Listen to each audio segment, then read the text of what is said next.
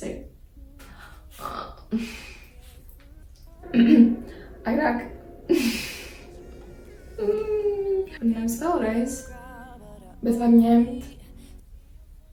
Kāpēc grūti atcerēties? Čau, mans vārds Linda. Šīs dienas video es vēlos pastāstīt un arī parādīt par veidiem, kā pareizi mazgāt savu sejas ādu. Un arī par produktiem, kurus var izmantot. Es uzreiz vēlos pateikt, ka es neesmu kosmetologs. Padalīties pieredzē. Kāda pieredze? Es vienkārši vēlos padalīties ar to, ko es zinu, ar to, ko man ir iemācījis mans kosmetologs un ar to, kas man ir palīdzējis. Un es vienkārši saku, ka varbūt kādam šis noderēs. Tas, ko esmu iemācījusies, ir tas, ka vispār sejas kopšanas pamatā ir sejas pareizi nomazgāšana un vispār sejas mazgāšana.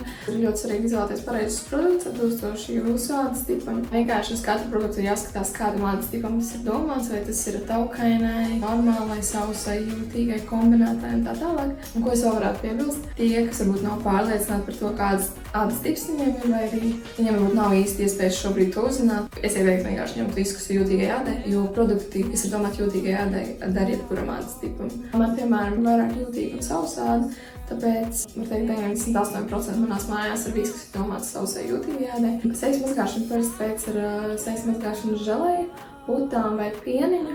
Es personīgi šobrīd izmantoju putas, šādas miksa putas jūtīgai ādai. Vispār miksa produkcija, principā viss ir domāts sausai vai jūtīgai vai problemātiskai ādai, tāpēc tiem, kam ir šādi ādas tipi, tad es droši vien ieteiktu. Nevajag darīt tā kā es. Es 17 gados pirku visu, kas ir taukainai ādai. Man bija ļoti sausa sejas āda. Un es nevarēju saprast, kāpēc man nepazūd pumps un tam līdzīgi. Sejas mazgāšanas, procedūra ir jāveic gan no rīta, gan vakarā. Vakarā tā mazgāšanas rutīna būs nedaudz garāka, jo mums vai pa dienu bijusi kosmētika, vai arī vienkārši sakrājušies vairāk netīrumi. Tāpēc tā tīrīšana būs nedaudz cīdīgāka nekā no rīta. Un es arī parādīšu, kā to izdarīt. Tātad par sejas mazgāšanu. Jau es minēju, es izmantoju putas. Tas tikpat labi varbūt pieniņš, želeja, kuram labāk patīk un kuram labāk tikpat der. Pirmais solis ir saslapinam rokas un izspiežam, kā to pumpi, nespiež. Esmu aiztaisījusi. Un tad mēs izspiežam vienu pumpīti. Es nezinu, vai arī tās vārds pumpīts, bet vispār ir pumpīts. Tad jūs tā man jāparfumē, jo es nesavācu matus. Tātad ir jāsavāc matu. Tas nav obligāti, jums par atzīt neliks, bet es savākšu, jo es negribu, man matu liks labi.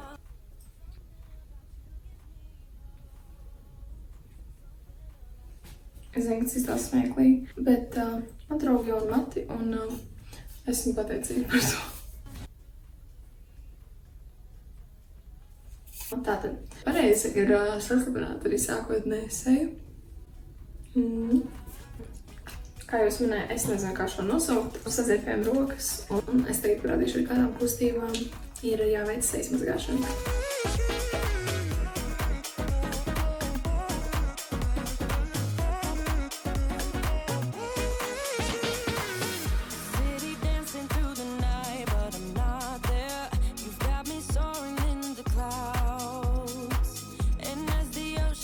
Tālāk ir sejas nomazgāšana ar šlamīm.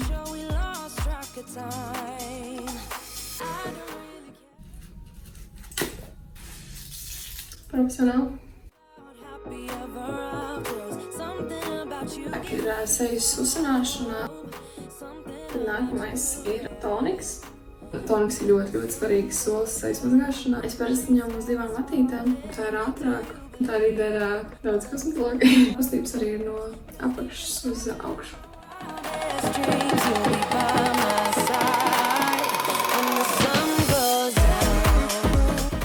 Tiem, kam nepārāk patīk želejas, pieniņi vai putas, protams, kā alternatīva var arī būt micellārais ūdens. Un tad micellāra ūdeni uzliek uz vatas diska, notīra netīrums vai kosmētiku. Pēc idejas micellārais ūdens tieši domāts cilvēkiem, kam ir jūtīga āda pret ūdeni. Labāk pēc micellāra ūdens noskalot seju ar ūdeni, jo micellārais ūdens principā tikai izšķīdina netīrums. Un tā, lai pēc iespējas vairāk notīrītu, tad iesaku vienkārši noskalot ar ūdeni. Tad var vēlreiz paņemt uz vatītes micellāra ūdeni un pārliecināties, ka tiešām viss ir notīrīts. Tā kā micellārais ūdens arī ir opcija. Ar tādām pašām kustībām kā toniku.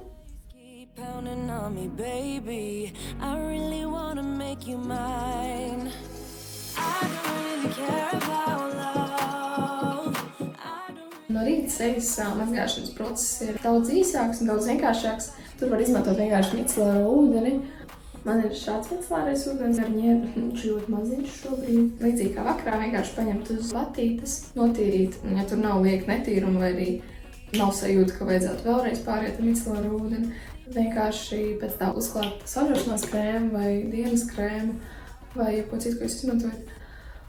Un doties savās dienas gaitās ar tīru seju.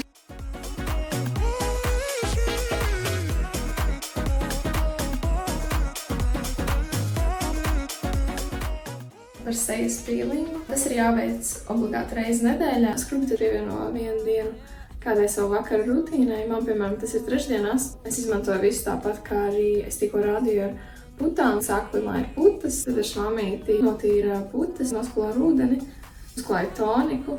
Pēc tonika es mazgāju sejas ādu ar skrubi, pēc tam skrubi noskaloju, vēlreiz uzklāju toniku. Un tad uzklāju naktskrēmu un jau dodos čučēt. Kā arī savai vakara rutīnai var pievienot sejas maskas. Man ir viena šāda ar cinku, kas ir tieši domāta problemātiskajā ādai. Un arī šāda veida maskas, kas ir sausai un jūtīgai ādai. Man maskas parasti patīk iekļaut vakara rutīnā. Man nepatīk maskas likt katru dienu, ka zinu, tas arī nav īpaši veselīgi. Manuprāt, visbiežāk pēc kādas garas mugurtinošas dienas, kad es jūtos šausmīgi pārgurusi un vajag relaksu. Man ir domāts maskas, man parasti ir vairākas mājās. Drošības pēc. Tad es beigām savos pateikt tādu nelielu ieteikumu, jeb life hack no manis. Ja ikdienā var līdz nesāt rožūdeni vai toniku, kas ir ieliets pūšamajos, kā viņus sauc? Traucamos? Pūšamos? Pūšamās pudelītēs. Tagad Tad tos var ielikt tādās pūšamās pudelītēs. Dienas laikā ir sajūta, ka seja paliek sausa. Te var vienkārši atsvaidzināt seju ar rožūdeni vai toniku. Tā kā jā. Paldies, ka noskaties šo video un tev līdz nākamajai reizei.